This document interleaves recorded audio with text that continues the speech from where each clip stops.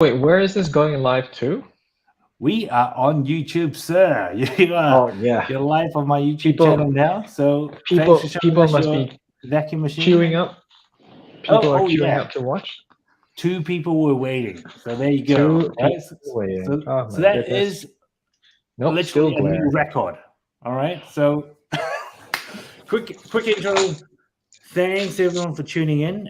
This is a bunch of cool This is my guys loving this is my miniatures. setup Oh my goodness, look at that. Yeah, that's a that great I'm resting intro. my laptop on. That's what I do. So, welcome to another video and Level Up the Leads. We do a whole bunch of miniature stuff and just have fun. And hopefully, we Do we share have a some info and sponsor? experiences, and we learn something from it. The sponsors probably nobody. Oh, who's that? It's all Blue Moon. Anyway. And that's a good point to touch on. So this video is not sponsored by anybody. So we're going to talk about Yet. stuff like we just went to Dice Arcade last week, and that's Mhm. why we want to talk about this. Not sponsored by Dice Arcade, and we're going to talk about Warhammer today. We're not sponsored by Warhammer, so we're free to say whatever we want. You keep missing the And word yet. Where is the word yet, John? yet, what Yeah, we're what not yet? sponsored yet. We're not sponsored yet That by is Warhammer. true. As of right now. So thanks for tuning in. I hope everyone can see us. If you can't see us, yes, leave us a comment. Let us know what we're doing wrong. We'll try to fix it. So the premise is we've never done this before. If we mess up and we don't look our best, just take it with a grain of salt. All right. Now with Oh that my God, said and Joshua done, is yeah. on. Hilarious. Hello. Yeah. Hello, What's up, Josh? Josh. Number one fan, only fan, Woo. only fans. Anyway, All right. Where's Bruce's video? Yeah, good point, Bruce. Where's your video? Nah, I got no cam. I got no cam for my he's not computer he's setup. not getting paid. He's not turning on his camera. Well, He knows he thanks knows for what's what. joining us anyway. Yeah. So, what this is about? We kind of mentioned it before. Last weekend we went to the Dice Arcade for a 2,000 point tournament, and of course, this is Age of Sigma 3.0. Which is an But awesome store in Miranda in New South Wales, Australia. It's a great drive down there. Well, lots of good things, and it was mind blowing in the way that I think my brain melted about 6 hours in. Now, there was so much stuff that went on. We thought it's kind of fun and exciting to talk about, but also I think we can probably help some new players set some expectations because I certainly had no expectations going in. I don't know if it's a good thing or not, actually, having no expectations. So hopefully this will help somebody. And here we are. Yeah. So it's going to One of the be two. yeah, we're just going to ramble on. So quick intro. I'm John. I started playing a year and a bit ago. And by playing, I mean I bought a box and I'm trying to put the models together. Right? I think you won. Yeah. And and then what happened was, I think it was about 6 months later, I met Andrew because I was selling some of my crew boys. I bought way too many. And he was just a cool dude. He introduced me to his friends to play. And that's how I met the group. And Bruce, if you've seen some of our videos before, he was with me playing the doubles event in the Chatswood Warhammer place. Yeah, we did pretty good. So that's Bruce's face. He doesn't have a camera, so yep. Don't send him any hate. Yeah, he's a great guy. So Yeah. here we are. Yeah. So yeah, guys, I'm Bruce. Pretty much, I started quite recently as well, at the beginning of the year, somewhere before April. I got I got introduced by a friend, and then met these guys, these good guys. So pretty much, we play AOS in the Sydney scene. I've attended quite a few tournaments, but no double event yet. Yeah. Double day event is what I mean. Well, I guess we'll work up to that, right? And this is one of the topics to also set the expectations because sometimes when we see like Warhammer, well, when I see Warhammer events, they show the epic pictures of I don't know 50 tables with a lot of people, and it's just full nerd out. That Yeah. wasn't what we went to in the weekend, right? No, so this was more like your monthly tournament that's That's a hosted photo. by Yeah. your local game store that we play at Dice Arcade in Miranda. And the ones that we see online that are like 50 plus tables is like for example Sydney GT, which is like a 80 man 2 day event that spans across a Saturday Sunday. And the other one is Sydney Slaughter, which is also another 80 man event. All So woman. yeah, they're very big. Good crowd. Yeah, all women, yes. But those are the exciting ones where pretty much you'll see people gather from like across Sydney that are like over 2 hour drives. You'll just see them gather for that year pretty much. Mhm. Hey, actually, talking up to the events, I started. Well, actually, I went to this event because you guys asked me to go. That's how I got If there. only everything was that easy. Yeah, well, you could try. It was an experience though, right? It was like It was a bunch great of experience. a bunch Yeah. of people. It's like how Mhm. it's like the atmosphere is different. Yeah. And I think that's one thing to highlight. I think I said this in one of my previous videos before. The best thing about this hobby is pretty much the people. The plastic is fantastic. The game is good. Well, it depends on how you look at it sometimes. When you get tabled, maybe not as good. But that's the crowd that it's fantastic. Yeah, it was really good over the weekend, even though I got tabled at points. Yeah. So what about you, Andrew? Like what drove you to this event in the weekend where you have to So I think sacrifice your Saturday? so what I was looking to get out of it was so at least in terms of gameplay, it's interesting to see other teams, see how different armies work against yours. Because when you play locally with a couple of people, you kind of get into a rut of knowing how one other person's army works and how yours does, and after a while it's kind of samey. So that part is interesting. It's also like Bruce saying, it's nice to be able to meet a lot of different people and see how they are coming to the game, and seeing that the passion that they bring. Like I think there was somebody with an entirely 3D printed army, which was pretty cool. Oh, That's not really? something I that didn't even realize that. Okay. yeah, I think he was playing with the Fire Slayer, so that's not something that you would typically see at your local Warhammer store. So that part was fun, and also I think just seeing how different people approach the hobby in general. Whether it's conversions, whether it's painting, whether it's how they approach list building, even. So yeah, on that front, I think the event for me was a success in that respect. Good one. What about you, Bruce? Like, what got you there? Oh, okay. So, for those who don't know Bruce, between the three of us, he started the latest, but he's had more game than both of us combined, right? Me and you, Andrew. Bruce Yeah, is- I probably had. So pretty much like I started off like having like a game a week just to get the feel of my army, and then eventually I started doing like at least 2 games a month, bouncing from a Dice Arcade and Combat consecutively. Now I try to still keep it to 2 games a month. One where I go to an organized event, and maybe the other one where I just like I pop a message to somebody, like if you want to play a game. And yeah, pretty much what got me to go to organized events is yeah, is exactly as Andrew said. Right, you verse friends, and they know how you play, you know how they play, and it's pretty much luck of the draw if your dice is better than theirs, or how random your battle plan setup was. But when you go to an event, you don't know who you're Mhm. versing, you don't know what army setup they're gonna have, and it's just a bit of a bit of trust on both sides, like that you get your army and your the details of your army correct. Actually, that's true. I remember there were a couple of combos, which we'll talk about in a bit. Like these WTF moments where they just pull something on you and you lose Yeah. half of your table. Yeah. And at that point, That's I an mean, interesting sure, there moment. was a bit of shock. Yeah, interesting. There was certainly shock, but I never felt, oh, is he cheating me? Like that never came across my mind.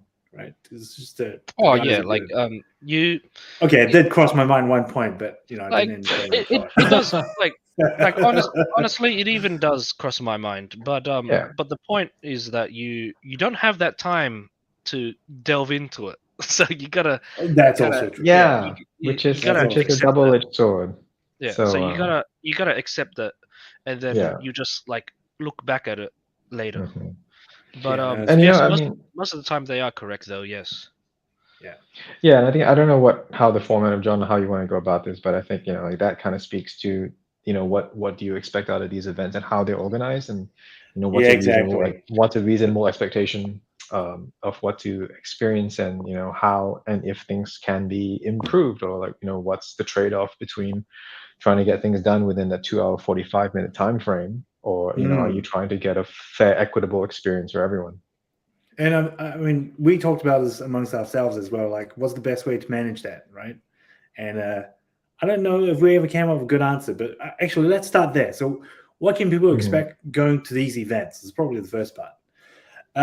Okay, well, why don't I set the framework up first? Is I had no expectations. I think I mentioned that. So it's like whatever you guys tell me. All right, yeah, let's do it. Tell me to go first, I'll go first. Tell me Mhm. to go second, I'll go second. Right. I figured that might be the best way for me to have a good time. Mhm. What about you guys? Like, how did you prep yourself before you went to the event? Besides, you got to clear the whole day um, of all your Well, duties and responsibilities. the first day, the first time that I went to an event, I didn't. I had the exact expectation that I would if I went to like Andrew's place. Like, we'll just go An there. We awesome don't. basement. Yeah, like we don't know what the map is, or we do know what the map is, and then we roll off who's the attacker, and then we set up evenly the map, and then you roll off like which side to take, or who to drop first, and then we'll exchange lists of what points, like what points I have, what points he has. That's it. Um, but Like, would you? Mhm. pretty much when we Okay, came, like it was different. It was a different setup. Like the map was already set up. Mystic terrain was set up. yeah, yeah. Okay, question for you. Do you walk into these events in the mindset of you prepare all the combinations of what you can do and what your opponent might do, or you just walk in there, prepping your own list and just No, go? you so no. It's more prepping your own list, and when you find out who you're up against, you need to know who their hammers are and what their fodder is, and then it's based on how you drop now. Yeah. That's the most important part. So it's not about like all you need to worry about is your drop. So obviously you know your Mm-hmm. army, but you now the most important thing is that you need to know where their hammers are and their fodders are, and you need to But put a proper but placement. you would research that before you go, or are you saying you just consider it when you start the game? No, I'll have like a general like idea of what an army can do. Like I won't like full look up like exactly what everything can do. Like for example, the most important thing for like orcs is like the war chanter, for example. A war chanter has like some stupid amount of buffs that he can select units to buff during Yeah. the hero Okay. phase. Yeah. You want him dead. You want him dead. Like you want him Okay. off So the you field. would Like for research that example, like first. that. Yeah. Yeah, but like you won't have enough time to research everything, or at least remember everything, unless it's an experience that you've learnt yourself. Yeah. So Okay. Good. yeah. Good point. Yeah. What about you, Andrew? Like, how do you go about, preparing yourself for that? Yeah, so this was my first kind of Age of Sigma event. I've been to Warhammer Underworlds events in the past, and when I went to those, my kind of framework was, all right, there are these number of teams, there are these cards. Like it's a much smaller amount of stuff to learn, but I definitely went in knowing to those events, knowing kind of what each team would do, like how the stats of the teams were, what kind of primary cards they were. I definitely had a lot more knowledge of what I could be going up against. So ideally, I would have had that level of knowledge going into, for example, this event. So for Right. me, and seeing how other tournaments have been run in other places, I think having the lists public beforehand would have helped a lot in Mhm. terms of knowledge, because as Bruce was saying, if you have that knowledge, it's great. But for those of us who haven't had the opportunity to go to events, at least having the lists would give you, if you have the time to look it up, on a spare weeknight or on the weekend, to get some knowledge in that sense. Because, for example, targeting the War Chanter, or knowing that the Iron Jaws have this crazy ability to do the extra The move, depth stare. Oh, right. right, Okay. in the Yeah. hero phase, Mhm.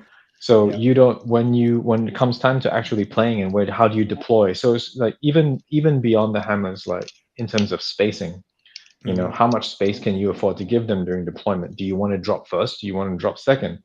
Like, it Mm. affects so much of your gameplay. So I definitely feel that having that kind of knowledge disparity is a huge factor in how your events are going to be. Because I mean, let's be honest, like, we're going into these to be fairly competitive, right? Like, if we were You going play there to just, win. Yeah. Yeah. yeah, everyone's playing to win, not necessarily in a pejorative way, but Mhm. everyone's trying to do the best by their army. So I think, in terms of like trying to level the playing field, um, having that in lists beforehand would have been nice. In terms of preparation, similar to Bruce, I'd be trying to look at what is like what are other people playing, you know, Mhm. beforehand. Like, yes, to some degree, you can't know every unit, but it cuts down on time. Before, like say you've got 2 hour 45 minutes, you meet your opponent for the first time. It's an army you have no idea about, right? So you're going to be asking all these questions, like, what's your threat range? Who can do this? Who can do that? And that's 15 Which then minutes affects, gone. Yeah. which then affects your playtime. Which Yeah. again goes to my thing of more info prior would, I think, help.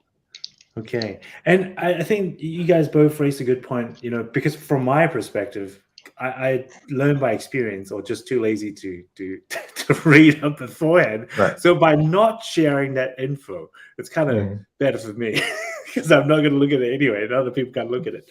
Yeah. Um, I mean, you have the option to. yeah, but I think that's an interesting thought for new players.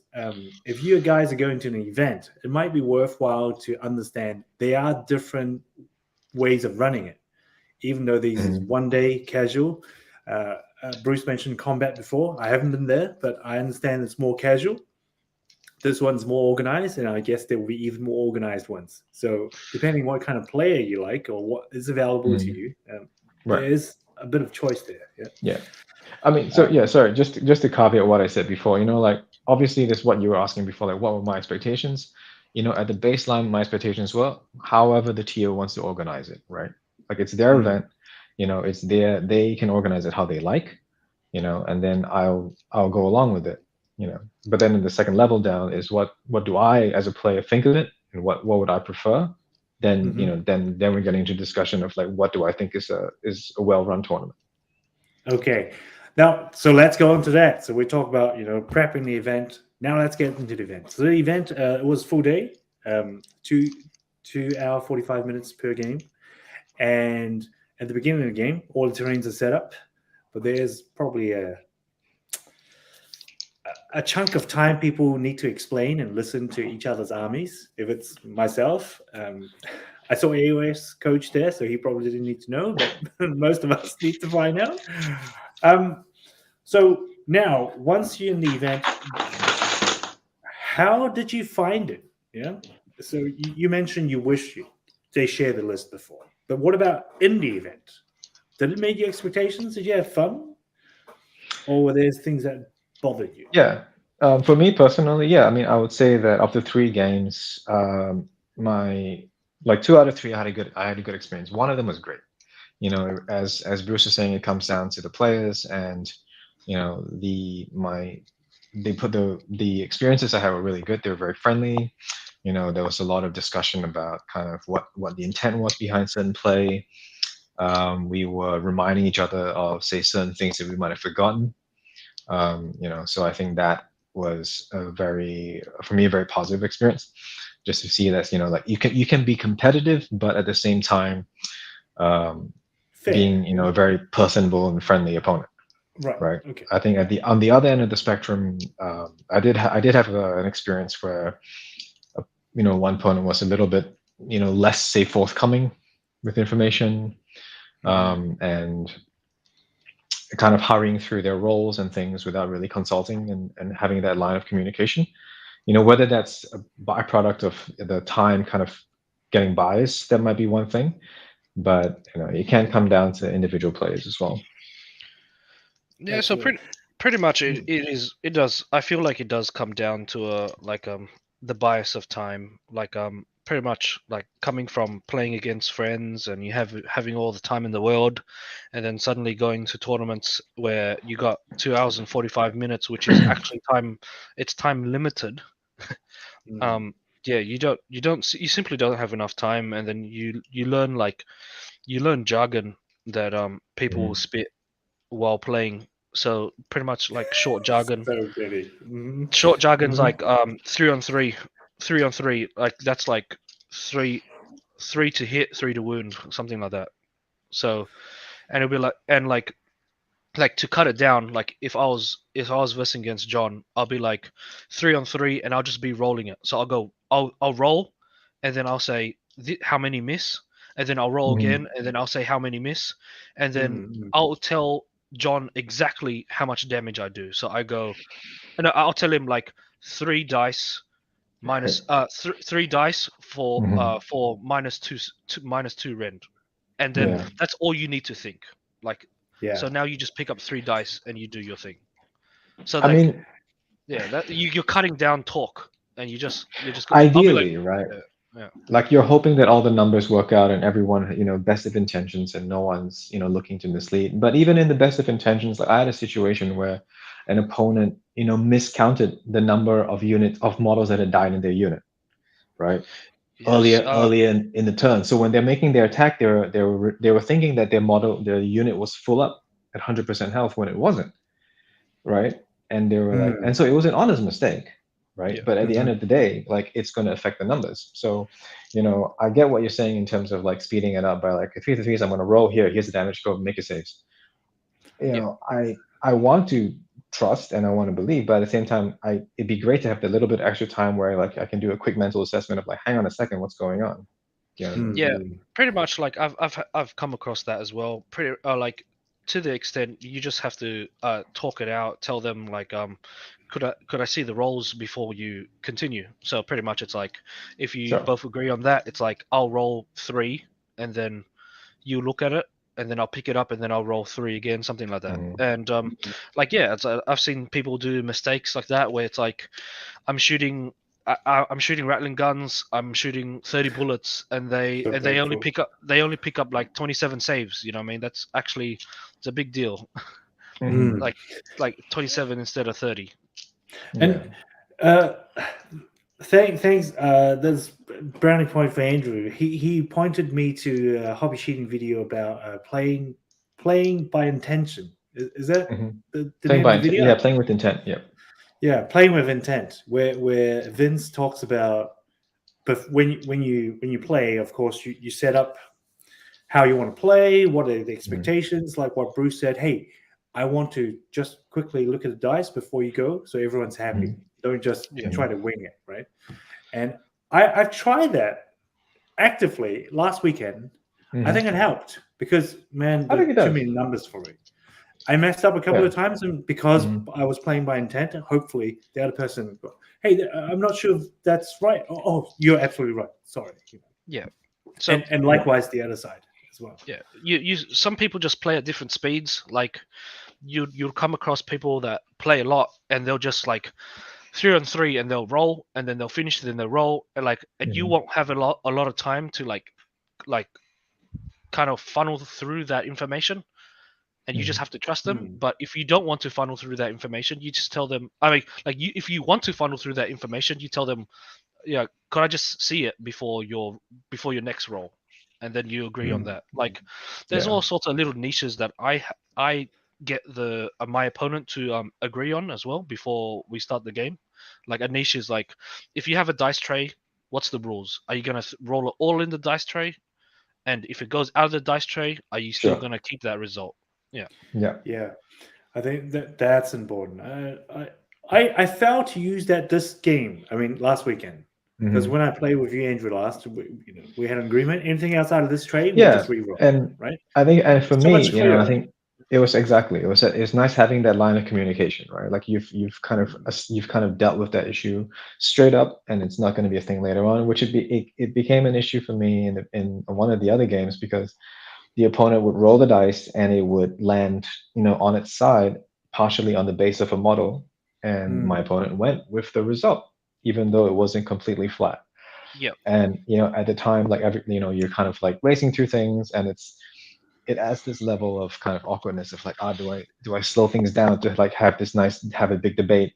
Yep. Gosh, I really wish I had spent that time in the beginning to kind of clarify that. yeah, So Spend a actually, and spend a few seconds just to clarify it. exactly. It'll get a lot of time off your mind as well. yeah, Mhm. and in fact, that's probably the most important beginner tip. I think playing Age of Sigma, unless you're playing with your buddy who introduced it to you, it's best to have these Mhm. communications really clear Mhm. because it just makes the game so much more fun and smooth as well, right? Like, yeah. Oh, let's skip some of those bad memories, but yeah. So that's an important one. Now, what about in terms of matchups? Were you guys happy with how you were paired? Because you can't control exactly who you play, what's the experience level, Mhm. um, and whether they don't know any rules. Like when I started, get everything wrong, you'd probably get annoyed Get with that. well, getting paired up in the beginning is always random. You can like verse high tier, low tier, mid tier players. Um, the first pairing is just random. It doesn't really matter too much. The after your first placement, I like it how in Dice Arcade we do go to, like, so if you've won, you go higher and verse people that have won as well. And if Mhm, you've lost, mhm. you go lower and you verse people that have lost. That's like, I like that system, in my Yeah, opinion. that's Mhm. definitely more fun. Yeah, Yeah, at and it's all also times. more fair, right? Because like you're playing against people of similar skill. Like, Yeah. why should you be playing against a person who's gone like, 3 victories and you're just at 3 losses? Yeah. You know. Mm, mm. So no, I totally, yeah, that's a preferred system. Okay. Now, if I have to ask you guys, what's one or two things you wish you knew before you went into your first one day? What would it be? All right. Since Bruce, you've gone to more, you can go first. Things you Well, wish you knew on the first one day um, to get a better experience. Okay, that's the context. Yeah. I wasn't mentally prepared how draining it would be. That was my first experience. I was super drained of everything. First day, like first time going. I was like tired after the second game, didn't know what I was doing on third game. But now this is like so normal to me. It's second nature. Like I'm standing the entire day for over 10 hours.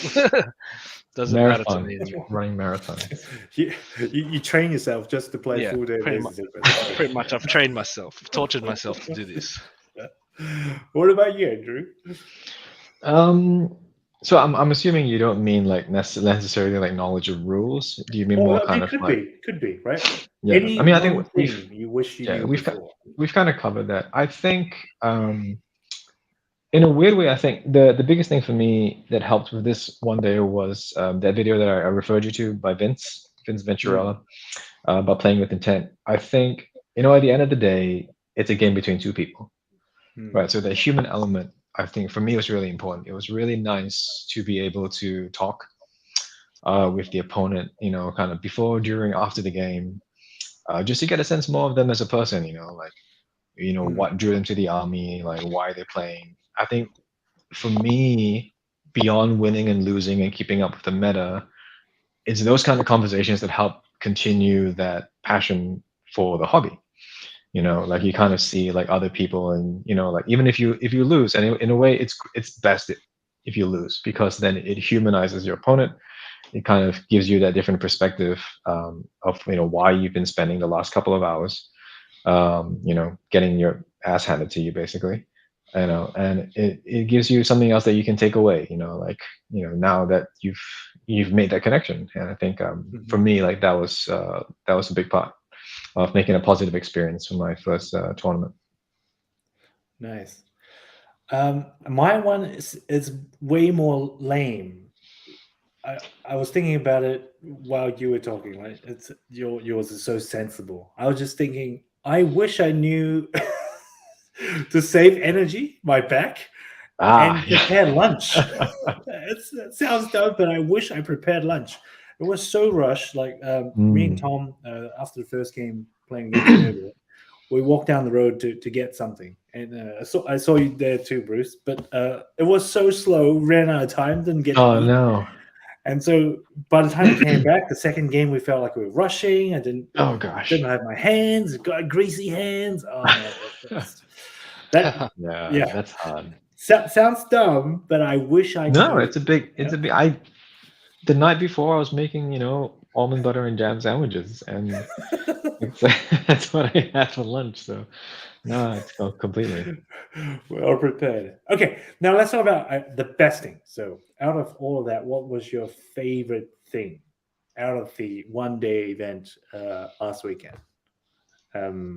You go first this time, Andrew. Oof. I talked about the people aspect. I think it was also great to be able to. Um, you can kind of like, Bruce was saying, if you're playing with the same people over and over again, you get a sense of groupthink, right? Like these Yeah. units, okay, so fulminators are always going to charge, right? You know, but maybe you come up against a player who uses them differently. Like maybe they buff them with saves and they just put him out as a tempting piece for you to go smash, and then they countercharge you. So it was interesting to be forced to think about how to use your pieces in different ways, which was fun. Mhm. For me, a lot of my enjoyment out of the game is the tactical part of it, right? I try to figure out what Mhm. to do with different pieces in what circumstances. So being able to try to do that in three different scenarios with three different armies was a fun thing for me. Very sensible answer again. Yeah. It's tough to be. That's great. Yeah.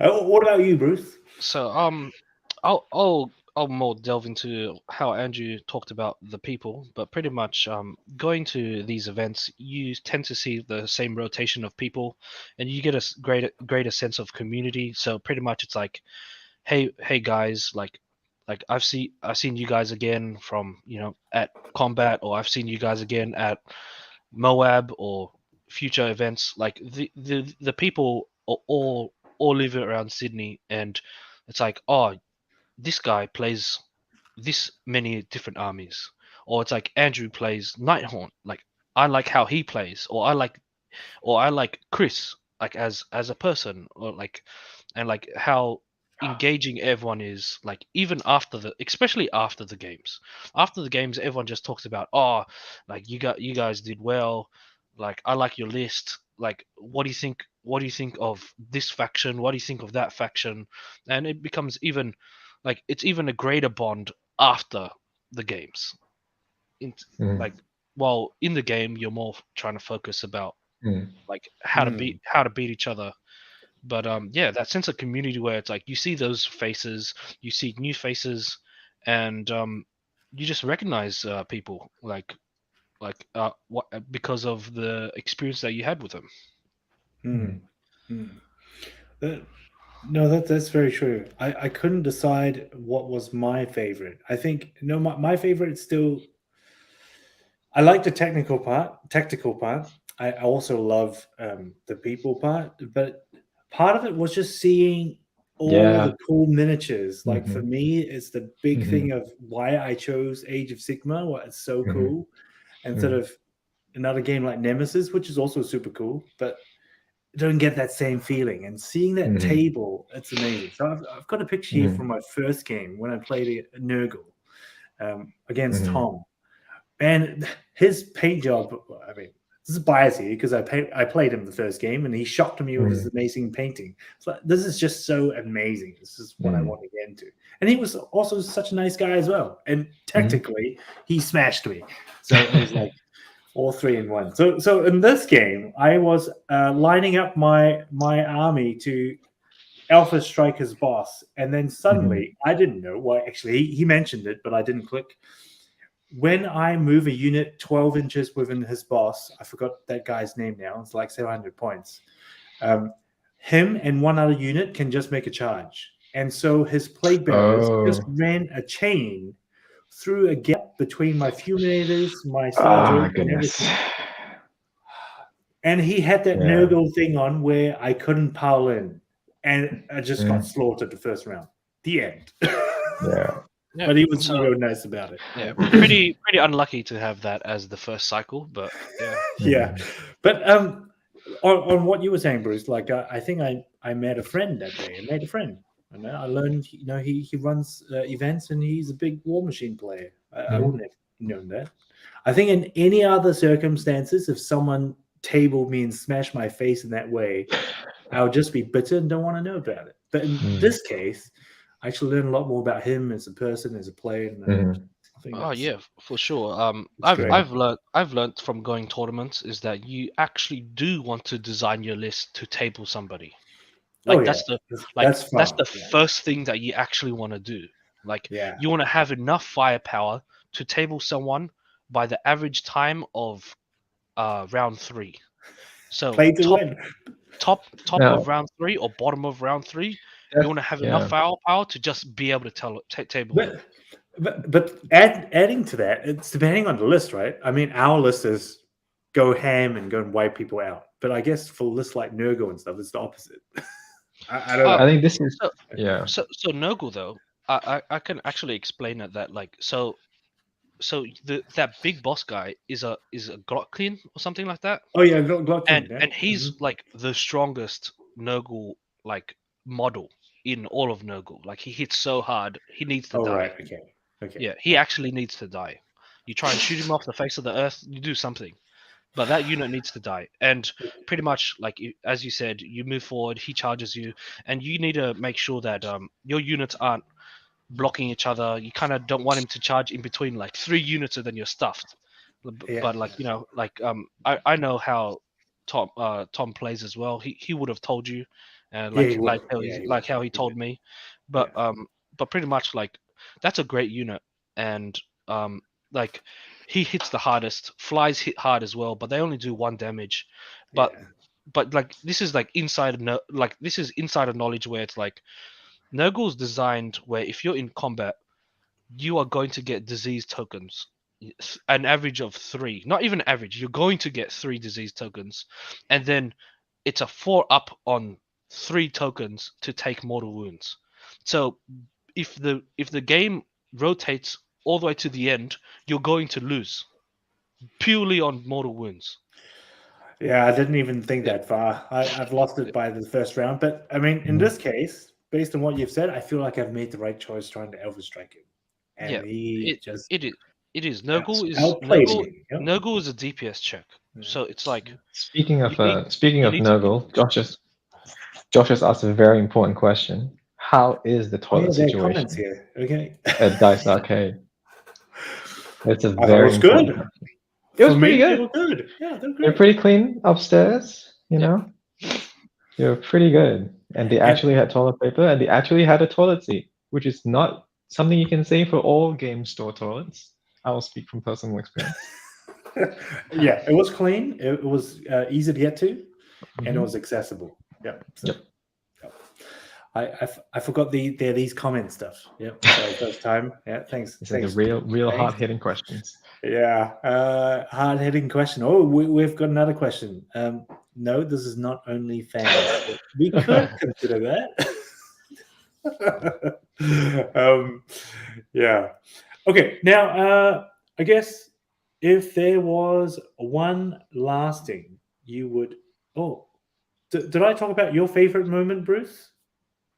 Favorite moment. Oh. Yeah, you're talking about the people. Oh, right. Okay. Yeah, I think I talked about the people. Yeah. Okay. So okay, now a quick message to the event owner, which I'm going to send the link to this video. Give them some feedback. Well, this is public anyway. So That's true. What do you guys think? Like, pat on the back, 100% well done, or could things be better? Like gentle, constructive criticism.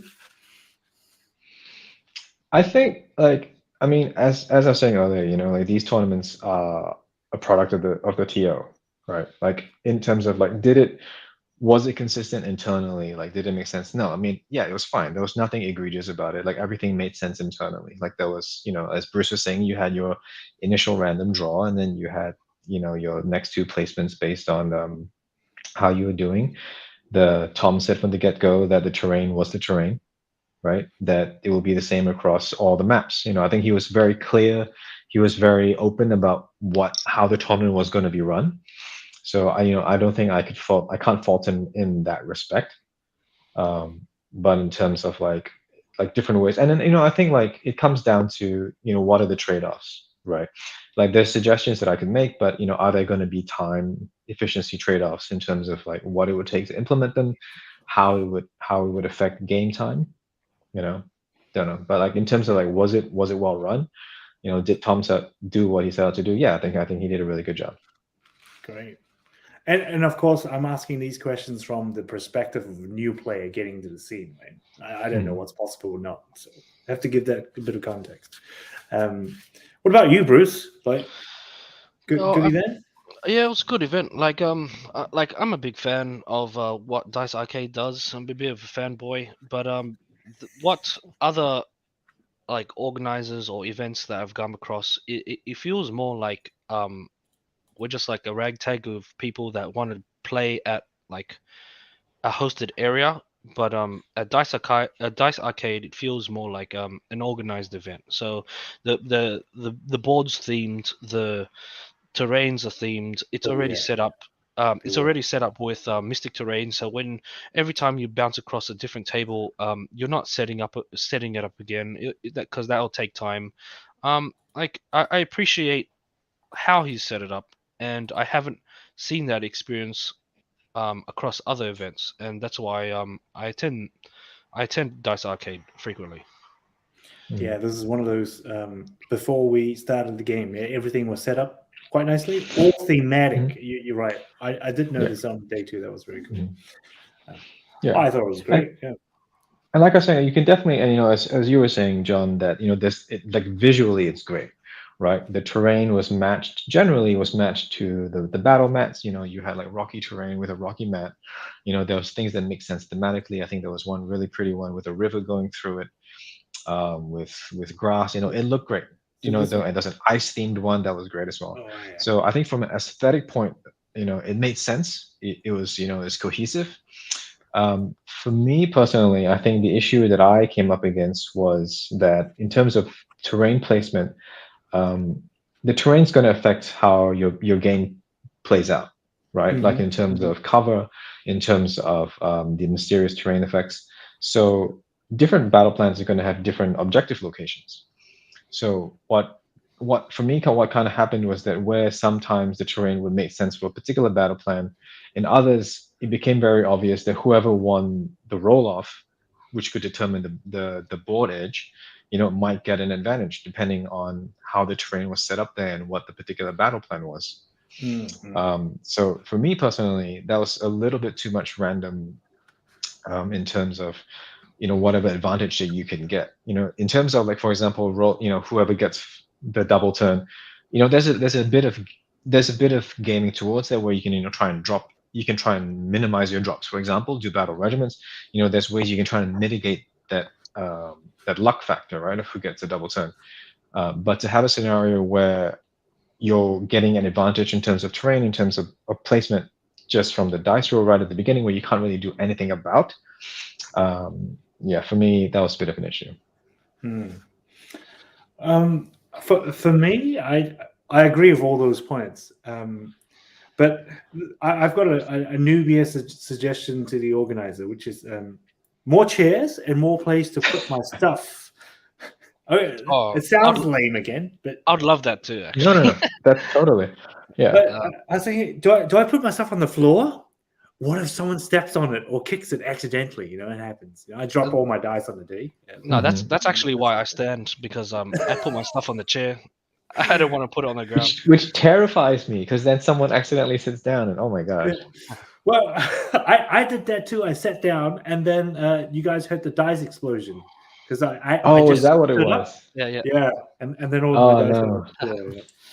Oh, So, my perspective on the terrain is that pretty much like terrain pieces like aren't identical, obviously, and as Andrew said, like sometimes based on the layout of the game plan, you just simply do have a disadvantage because of where he chose to, because he wanted to take a side instead, and now it doesn't look that great because your pieces are bigger than his or whatnot, or like it's like you approaching his army will be harder, but like vice versa, like you could just have a better drop than him, and you could start first, or you can dictate who to go first, or if you really want to be an ass, you can like place everything on one side, and then he's kind of forced to place everything on the opposite one side too.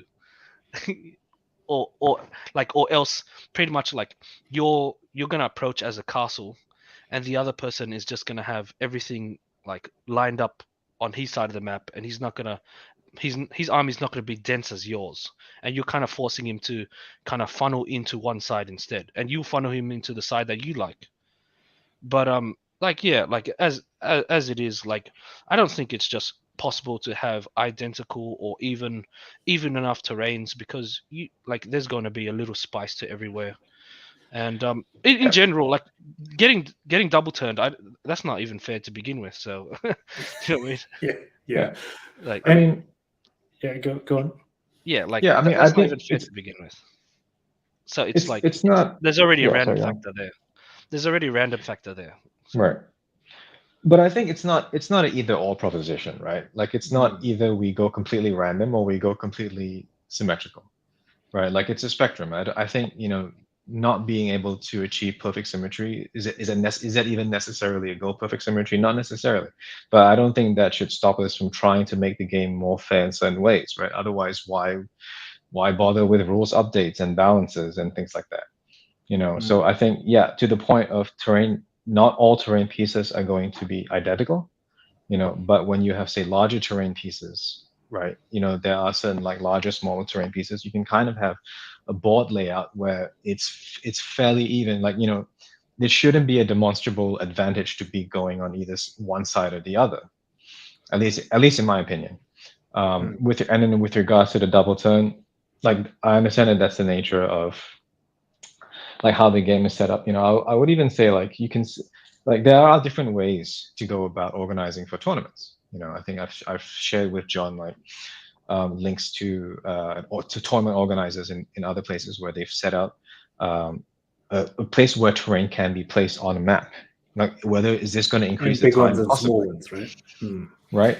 Is it going to increase time? Possibly. Then it's what is the trade-off that you want to have, right? But I don't think just because you cannot achieve perfect symmetry, that doesn't preclude you from like, how do we make the game more fair?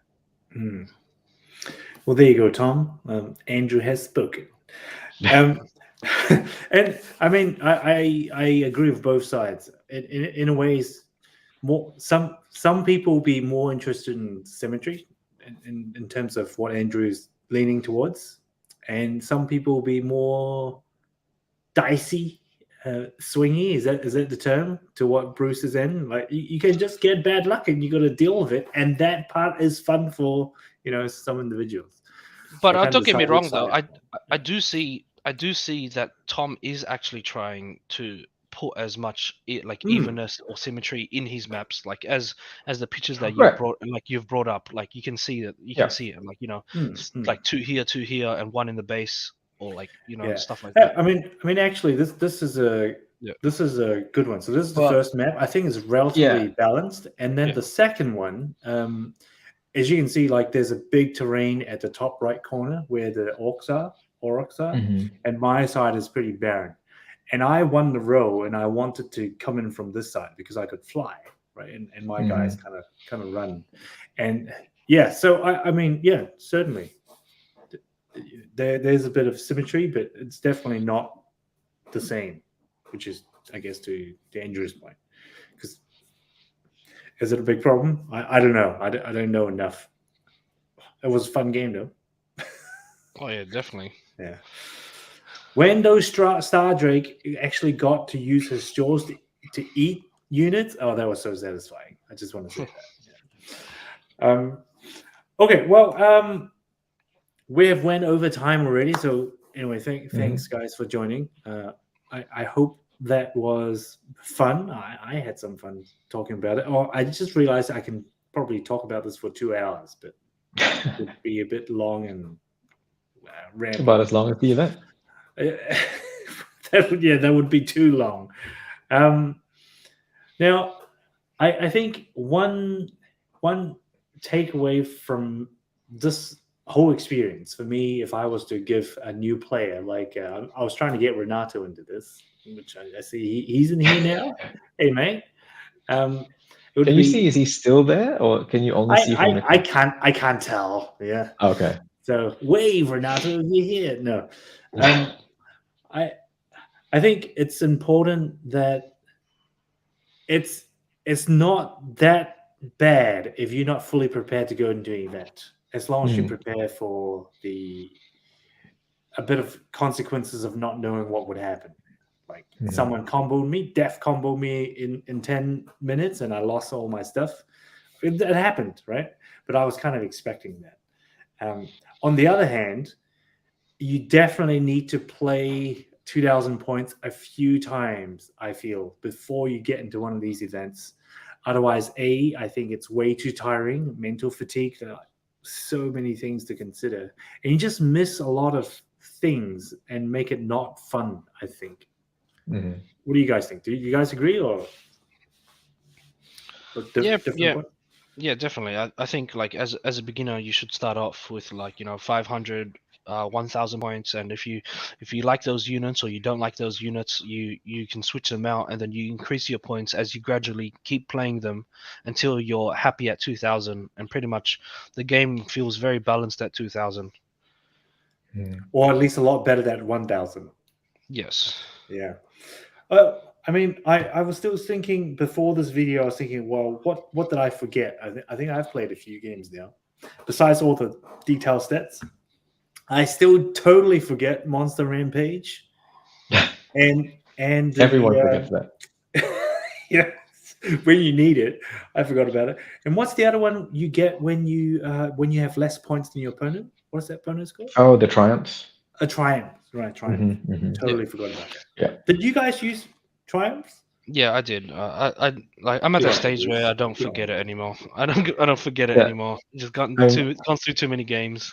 I remember the best thing was in the second game, about the second round, my opponent goes to me, okay, so I'm 1985.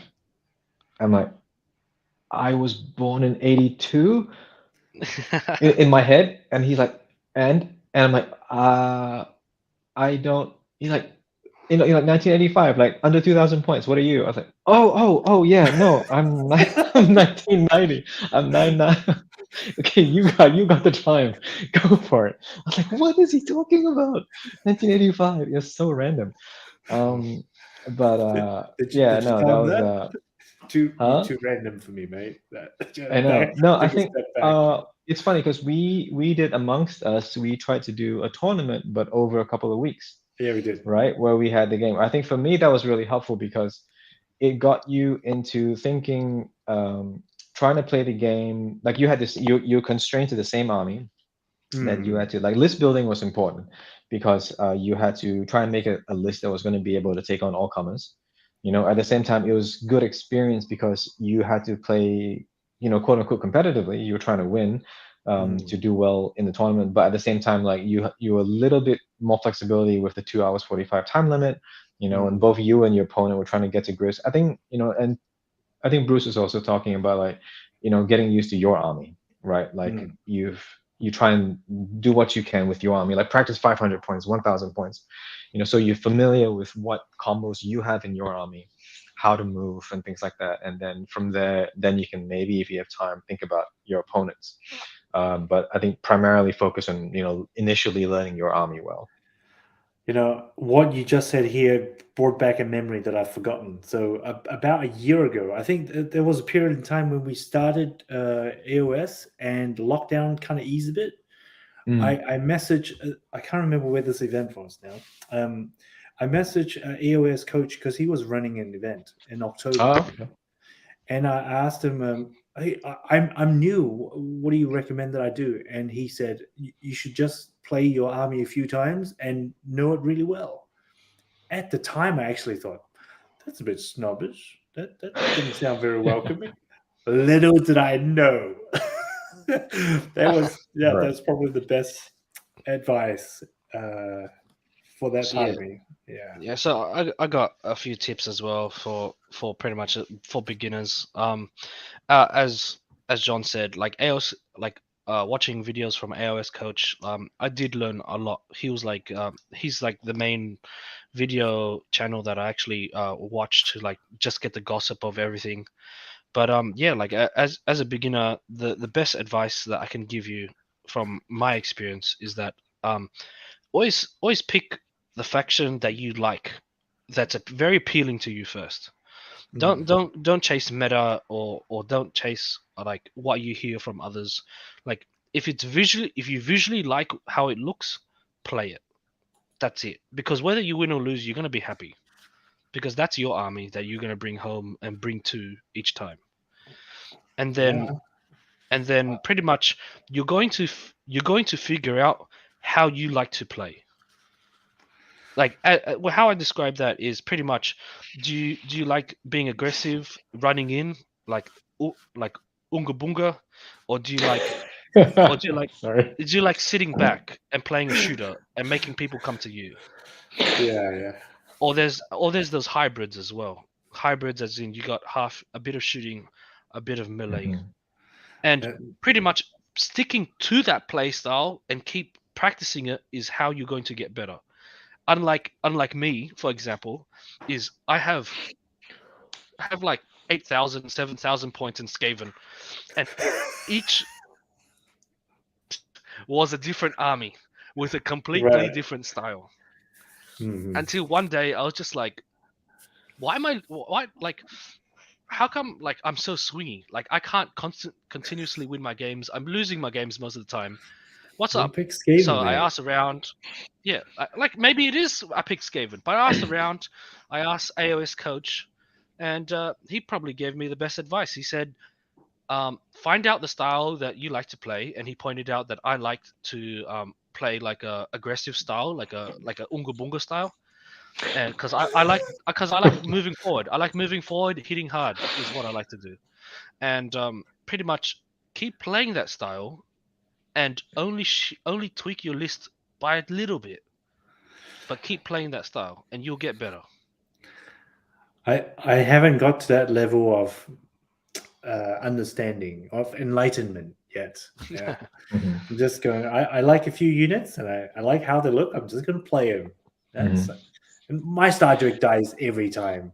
Yeah, I totally play it wrong. And when I play against you, Andrew, you pretty much kill him on the second turn, Gosh.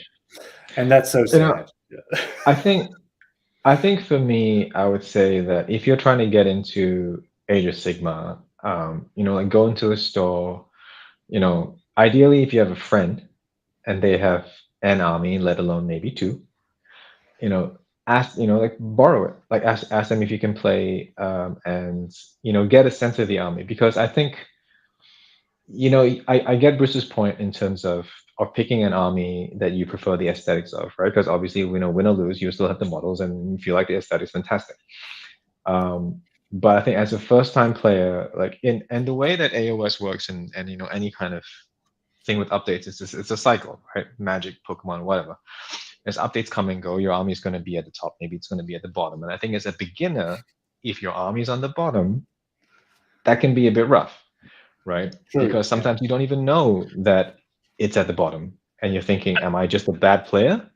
Skaven, What?" Skaven. like what's going on? Like, am I just crap? Like, what, but then it's going to take experience and time to realize that, okay, the rules have kind of screwed you over. This is whatever meta, and your army doesn't really necessarily play into that meta. You don't even have the tools, right? Mm. Yes, given time, maybe you'll be able to make a fantastic list with limited tools, but as a beginner, that's a hard ask. So I think if possible, find someone, borrow their army, play it, see if you enjoy the game, see if you enjoy that style, and maybe you can find something similar. And I also do think there are certain armies that lend themselves more to being more like Swiss Army knife, right? Like Stormcast, there's a lot of different ways to play Stormcast. You can play upfront, you can play hanging back and shooting, you can play more magic, you can try and swarm objectives, to a degree. So, I think asking around, trying to make those connections and talking to people, I think like that's like for me that would be the first thing to do, kind of, if you were interested in starting out. Yeah, very good suggestion. I'm more thinking, for me, is in between. It has to look really cool. So for me, it was dragons. They've got to have wings, and cloak is a bonus. Like that. That's what I gravitated towards. And then I do a little bit of research to make sure that I'm not going to be filled with regret after, I don't know, after painting 100 of these guys, and they just Goblins, wiped off in the first turn. No, thank you. So for me is in between what Bruce is saying and also what Andrew is saying. And there you go. I think that's the beauty of Age of Sigmar. There's so many ways you can get into it, and I think as long as you set the expectation right, if you have a good friend, you can borrow a couple of armies, or even just proxy them. Use different exactly. Because that is so much more cheaper. Cheaper. And it's going to be more fun and less regret. But it doesn't look awesome though. So for me, that wouldn't work very well. Like, it has to look awesome. But I still got your burning skull, Bruce. So I'm going to give it back to you. And borrow armies. Yep. Oh, and I see Renato. He's saying he's very good at borrowing other people's armies. Yep. Yes. Yeah. Yeah. Okay. All right. Well, thank you, everyone. And a quick shout out to Dice Arcade.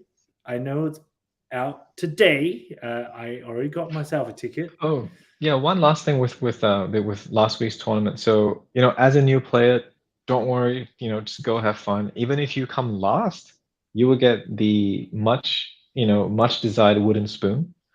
Yes. And that's a $30 store credit right there. That's pretty good. So just go to have fun. It's a good experience. Tom's a great TO, so yeah, it'll be good. This could be like a reverse meta, because I want to go in there to get the wooden spoon next time. to get that $30. I'm gonna get a list with 6 heroes and 3 Vindictors. I don't know. Just, you know what? It's just birds. All birds. 30 witch elves and all birds. And so, okay. Thanks everyone. Thank you, Bruce. Thanks, Andrew, and thank you, Josh and Renato, for tuning in and giving us your comments. Yeah, thanks for having us. Yeah, thanks for organizing and everything.